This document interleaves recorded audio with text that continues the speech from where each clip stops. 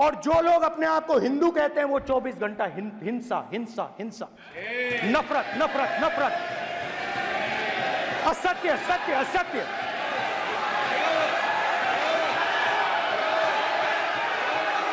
आप हिंदू हो ही नहीं।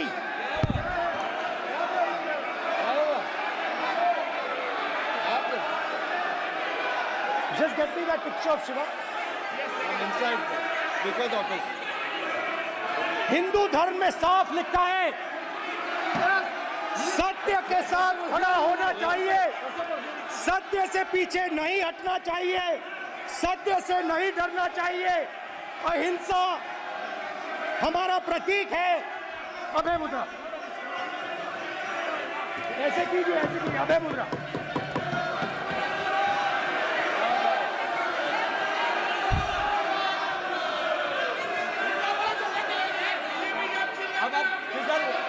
नहीं आएगा। Prime minister will not speak. Then prime minister will speak. This will happen. If you are doing this, it will repeat again. भाई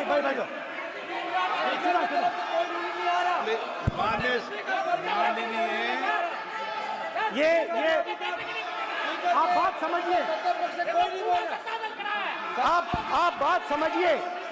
ये इसलिए चिल्ला रहे हैं क्योंकि तीर जाके दिल में लगा है, दिल में जाके तीर लगा है, इसलिए ये चिल्ला रहे हैं। देखो चुप हो गए, देखिए स्पीकर सर चुप हो गए सब।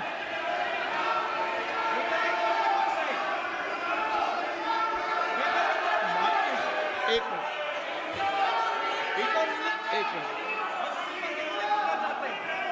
माननीय आप प्रतिपक्ष के नेता हैं, किसी की भावनाओं को ठेस नहीं पहुंचे सर, मुझे चर्चा बोलने में दीजिए। ध्यान रखना चाहिए।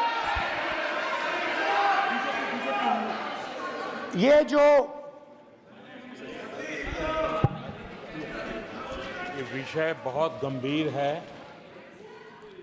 पूरे हिंदू समाज को हिंसक कहना ये गंभीर विषय है।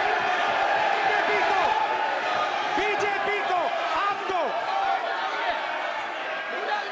नहीं, नरेंद्र मोदी जी पूरा हिंदू समाज नहीं है, बीजेपी पूरा हिंदू समाज नहीं है, आरएसएस पूरा हिंदू समाज नहीं है।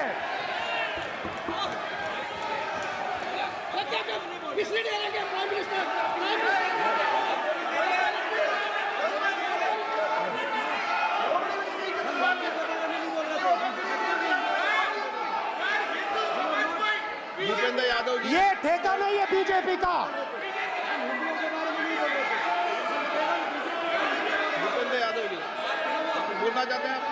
ये सब हिंदू हैं यहाँ पे, ये सब हिंदू हैं। Is Tamil Nadu not part of India? Is Tamil Nadu not part of India? So what's the wrong if I learn Hindi? They use the word Banderi. I'm using it in Tamil now. They call us Banderi. Why? And is that not part of the political strategy there? And therefore, I have lived experience of Tamil Nadu's imposing on me not to learn Hindi. Is that not imposition? Is that not imposition on me? As an individual, I learn the language I want. So what's the harm? I'll also quote from Purananuru. I'll quote from Thiruvalluvar. My love for Tamil is as much as I want to learn any other language. So it's all right to say we don't want imposition of Hindi. We don't want to impose Hindi. But why did they impose on me not to learn Hindi? I want to ask this.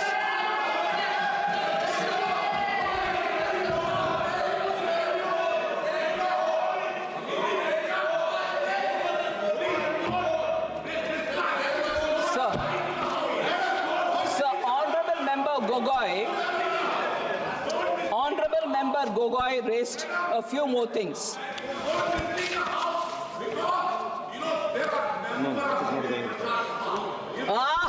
Thank you very much. Hindi Prachar Sabha was burnt down in Chennai. Who burnt it? Who burnt it? Hindi Prachar Sabha का आग लगाया गया Tamil Nadu. Who burnt it? बात करते हैं हिंदी.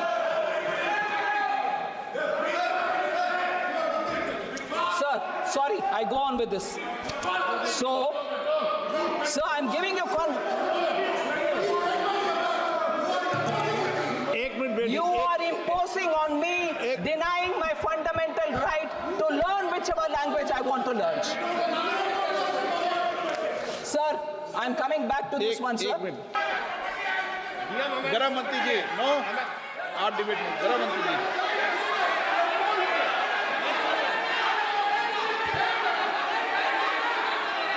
माननीय अध्यक्ष जी,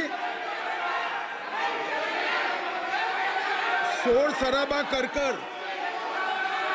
इतने बड़े वाकया को छिपाया नहीं जा सकता। विपक्ष के नेताजी ने कैटेगोरिकली कहा है कि जो अपने आप को हिंदू कहते हैं वो हिंसा करते हैं। मैं फिर से रिपीट करना चाहता हूं, उनका वाक्य था जो अपने आप को हिंदू कहते हैं वो हिंसा की बात करते हैं, हिंसा करते हैं। मान्यवर, इस देश में शायद इनको मालूम नहीं है, करोड़ों लोग अपने आप को गर्व से हिंदू कहते हैं, गर्व से हिंदू कहते हैं। क्या वो सभी लोग हिंसा की बात करते हैं, हिंसा करते हैं? हिंसा की भावना को किसी धर्म के साथ जोड़ना और इस सदन में और संवैधानिक पद पर बैठे हुए व्यक्ति ने, मैं मानता हूं मान्यवर, उन्होंने इसकी माफी मांगनी चाहिए। मान्यवर, मैं उनको एक गुजारिश भी करना चाहता हूं कि इस्लाम में अभय मुद्रा, इस पर इस्लाम के विद्वानों का मत एक बार वो ले ले। गुरु नानक साहब की अभय मुद्रा पर SGPC का मत वो ले ले। और मान्यवर, अभय की बात तो इनको करने का कोई अधिकार नहीं है।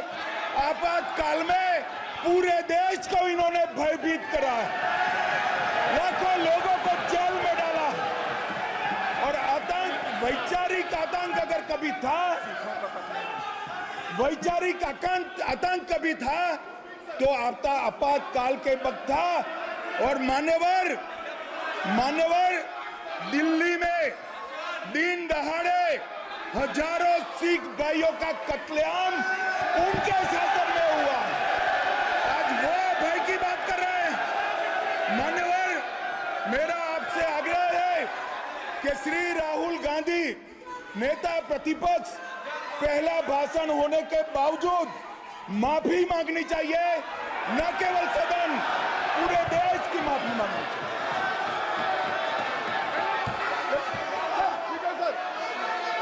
सर,